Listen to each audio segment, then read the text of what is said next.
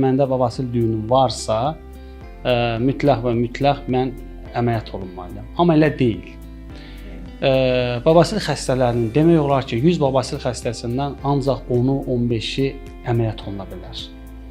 Yerdə qalan bütün faiz dərman müalicəsindən tamamilə keçir və xüsusən də burada yaranma səbəbi aradan götürüldüyü zaman.